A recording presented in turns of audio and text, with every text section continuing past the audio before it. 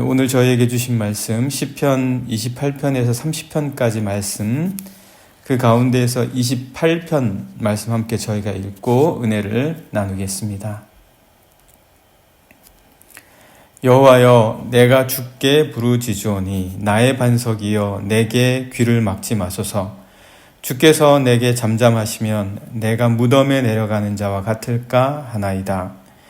내가 주의 지성소를 향하여 나의 손을 들고 주께 부르짖을 때에 나의 간구하는 소리를 들으소서.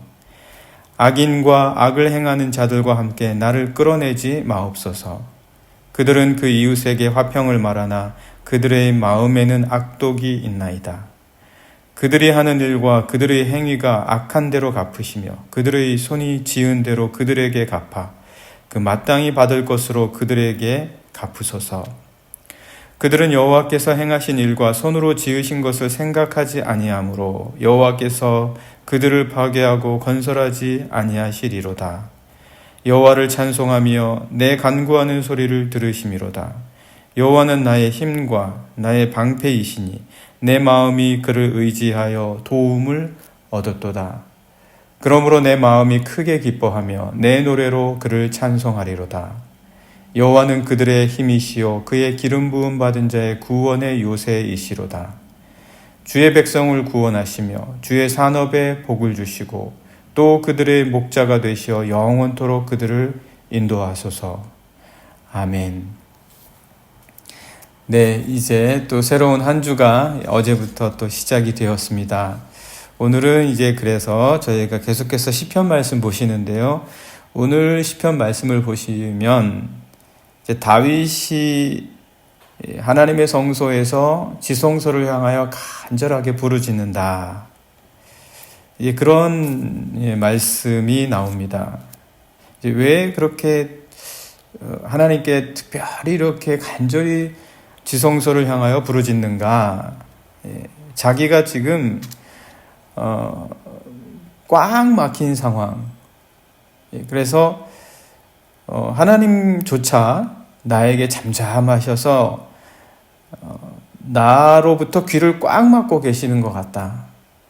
그러면 결국 내가 시체와처럼 무덤에 내려가는 자와 다를 바가 무엇이 있겠는가. 이제 그런 고통스러운 마음으로 하나님께 간구하는 말씀입니다. 이럴 때 우리가 기도해야죠. 꽉 막혀 있는 것 같고, 그리고 하나님께서 나에게 귀를 꽉 막고 있는 상황 같을 때 우리 다윗처럼 기도해야 됩니다. 그러다 보면요, 이제 어떤 일이 벌어지냐면 마치 3절에 나와 있는 것처럼 악인과 악을 행하는 자들과 함께 나를 끌어내지 마옵소서. 이게 아무래도 다윗이 가장 어려웠던 고난의 시기는 여러 상황이 있었지만 특별히 이제 두 가지 큰 상황으로 볼 수가 있지 않습니까? 첫 번째는 이제 사울에게 계속해서 쫓겨다니는 상황이에요. 사울에게 계속해서 쫓겨다니는 상황이고, 그리고 또 하나는 압살롬에게 이제 쫓기는 상황이죠. 어찌됐든 이 두 가지 상황에서 기도했다라는 생각을 해본다면 물론 다른 상황일 수도 있습니다. 악인과 악을 행하는 자들과 함께 나를 끌어내지 마옵소서. 이 말씀은 어찌 보면은 악을 행하는 자와 그가 다윗이 똑같이 된다는 얘기예요. 똑같이 된다. 그러니까 정말 우리도 어떤 상황이 되면 내가 이렇게 하면 되겠나? 저 사람은 나에게 이렇게 하는데 이런 상황에서는 내가 정말 지금까지 해왔던 방법대로 하면 안 되겠다. 이런 생각을 하면서 점점 악을 행하는 사람이나 나나 저 사람이 저렇게 하는데 내가 어떻게 하겠어? 똑같은 방법으로 나가는 거죠. 같아지는 거예요. 이런 상황에서는 도저히 정말 나만 옳아서 뭘 하겠어? 나만 제대로 하면 어떻게 되겠어? 나도 저들처럼 저런 방식으로 하지 않으면은 도저히 이런 상황에서는 벗어날 수가 없어. 이렇게 악인과 악을 행하는 자들과 똑같아지는 상황이 생길 수가 있다라는 거죠. 이럴 때 우리는 하나님께 기도해야 된다라는 거예요. 안 그러면 우리도 똑같이 그들과 함께 끌어내려지는 그런 상황이 생기게 된다라는 거죠. 그렇지 않기 위해서라도 우리가 다윗도 지금 이 상황에서 하나님께 기도하는 거예요. 얼마나 그도 고민이 많았겠습니까? 아니, 압살롬이 저렇게 하는데 내가 왜 압살롬을 살려주려고 이렇게 내가 애를 써야 되나?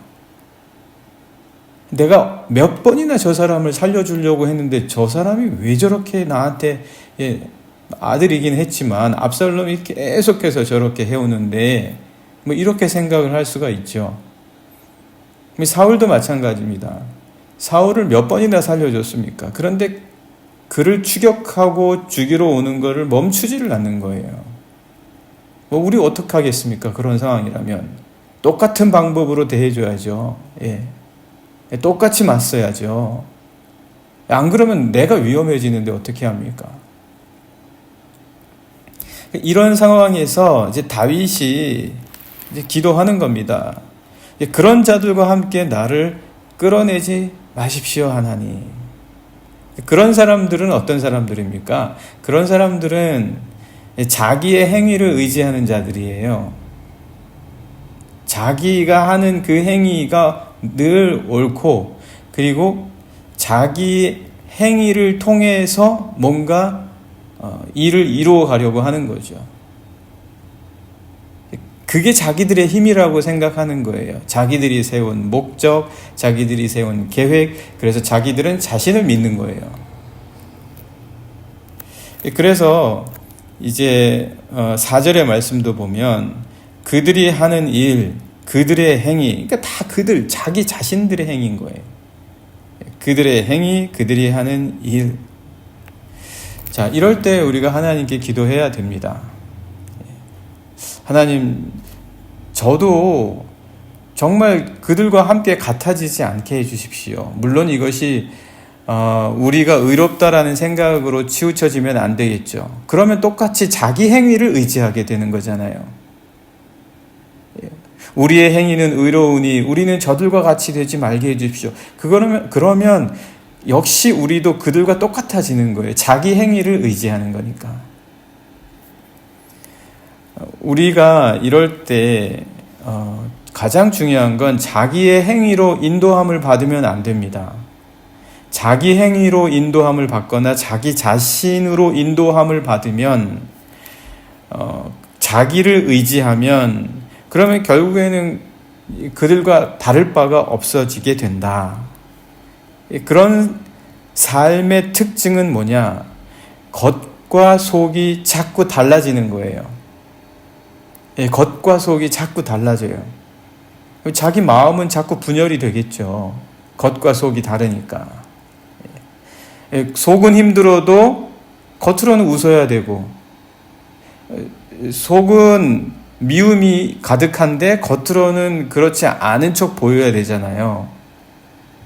그러니까 이제 마음 안에서 일어나는 것과 실제 대하는 게 달라지고, 그러면 자신은 자꾸 이제 이중적이 되는 거죠. 그러면 분열이 일어나는 거죠. 마음의 분열이 일어나면 사람의 삶이 어떻게 됩니까? 불안해지고, 그리고 산만해지고, 집중하지 못하고, 늘 그렇게 살아가게 되죠. 그래서 이제 3절에서도 다윗이 그들의 특징을 어떻게 이야기합니까? 그들은 그 이웃에게 화평을 말하나 그들의 마음에는 악독이 있습니다.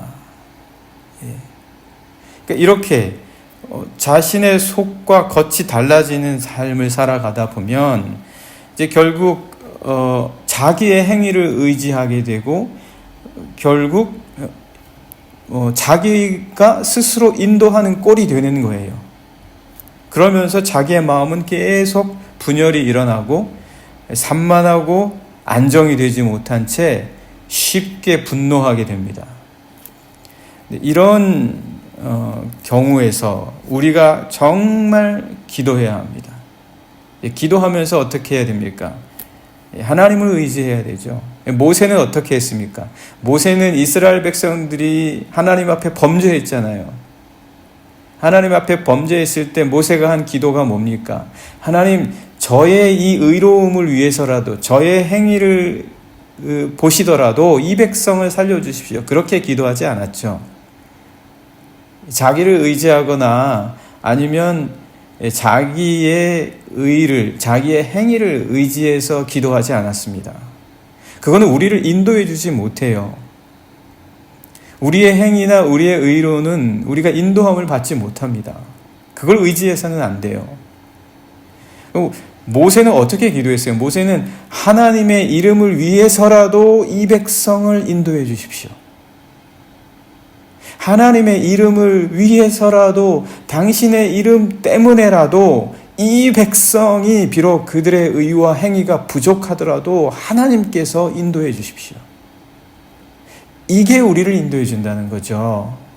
이것이 우리를 인도해 주는 힘이다. 이거는 겉과 속이 다를 수가 없습니다. 겉과 속이 다를 수가 없어요. 하나님이 다른 분이 아니시잖아요. 그러니까 우리는 그분을 의지하는 거예요. 그래서 그분의 이름을 의지해서 우리를 인도해 주십시오 라고 기도할 때 우리는 하나님을 생각하게 되고, 그리고 우리 마음속에서 일어나는 여러 가지 분열과 그리고 또 분노와 불안, 이런 것들을 이겨내고 인도함을 받을 수가 있다라는 거죠. 그래서 그들과 달리 하나님 나를 이렇게 인도해 주십시오 라고 다윗이 어떻게 이야기합니까? 5절의 말씀을 보시면 그들은 여호와께서 행하신 일과 손으로 지으신 것을 생각하지 않습니다.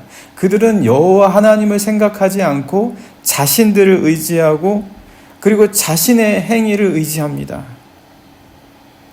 그러나 우리는 하나님을 생각하게 해주십시오. 그렇게 기도하고 있습니다. 그럴 때 주님을 의지할 때 이렇게 해서 되겠는가? 저들이 저렇게 나오는데 내가 이런 식으로 순진하게 살아가면 되겠는가? 우리가 그렇게 생각할 수가 있습니다.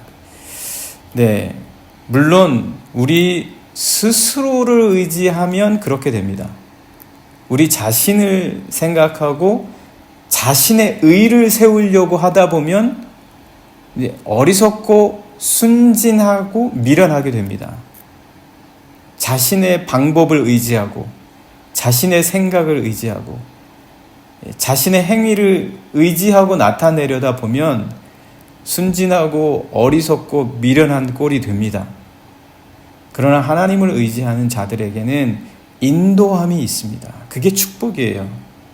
하나님을 의지해서 하나님의 인도함을 받는 자들에게는 그 인도함이 있습니다. 하나님의 이끄심이 있다는 거예요. 그게 축복입니다. 하나님을 의지하는 자들에게 임하시는 축복. 그래서 7절의 말씀을 한번 보시죠. 7절 말씀 보시면 여호와는 나의 힘과 나의 방패이시니 내 마음이 그를 의지하여 도움을 얻었도다. 마음의 도움을 얻게 됩니다. 그 마음이 도움을 얻어서 그러므로 내 마음이 크게 기뻐하며 내 노래로 그를 찬송하리로다. 기쁨이 있는 거예요. 마음이 분열되지 않아요. 어디 가서 이런 모습 보이지 않고 어디 가서 또 달리 행동해야 된다라고 하는 그런 불안이나 두려움이 없어요. 걱정이 없습니다. 속으로 복잡한 계산과 생각을 할 필요가 없어요. 단순해지죠. 그러나 분명해집니다. 늘 같으니까. 이런 마음 속에는 기쁨이 있어요. 즐거움이 있다라는 겁니다. 왜요? 다른 일들로 기쁨이 있는 게 아니라 하나님이 주시는 기쁨이 있다라는 거예요. 하나님을 의지할 때 하나님이 주시는 기쁨, 이 기쁨은 하나님이 주시는 기쁨이기 때문에 사라지지 않죠. 우리 안에 있습니다. 하나님이 우리 안에 계시기 때문에 이 기쁨은 늘 우리 안에 있습니다.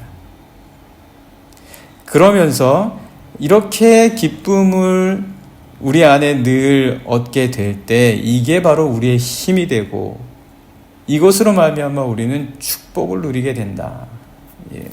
8절 9절 말씀이 바로 그 말씀인데요. 여호와는 그들의 힘이시요 그의 기름 부음 받은 자의 구원의 요새이시로다. 주의 백성을 구원하시며 주의 산업에 복을 주시고 힘이 되시고 복이 되어 주신다. 그러니까 이런 종류의 기쁨은 세상에 줄 수 없는 것이거든요. 그래서 이러한 기쁨을 얻을 때 하나님께서 주시는 우리 안에 내적인 힘과 그리고 복이 주어지게 된다. 이게 뭐냐? 그게 바로 인도함이다라는 거죠. 또 그들의 목자가 되시어 영원토록 그들을 인도하소서, 인도해 주신다. 네, 결국 우리가 우리의 행위를 의지하거나 우리의 의를 의지할 때는 인도함을 받을 수가 없습니다. 인도함을 받을 수가 없고 우리가 우리 자신을 어떻게 인도하겠습니까? 우리는 하나님을 의지할 때 하나님께서 우리를 인도해 주신다. 그것이 우리에게 가장 큰 축복이다. 여러분, 어떤 게 우리에게 축복이 될 수 있겠습니까? 가장 큰 축복이 무엇이겠습니까? 하나님이 인도해 주시는 것. 어떤 상황에서라도 하나님이 나를 인도해 주신다. 이러한 든든한 확신이 바로 우리에게 분명한 축복인 줄 믿습니다. 네, 오늘 이 아침 이 새벽에 우리 함께 기도하기 원합니다. 그리고 늘 생각했으면 좋겠습니다. 하나님, 오늘 하루도 주님의 인도하심이 있게 해주십시오. 이것이 오늘 우리에게 주시는 주님을 의지하는 모든 자들의 축복인 줄 믿습니다. 주님을 바라볼 때 주님께서 저희를 인도해 주십시오. 함께 같이 기도하시겠습니다.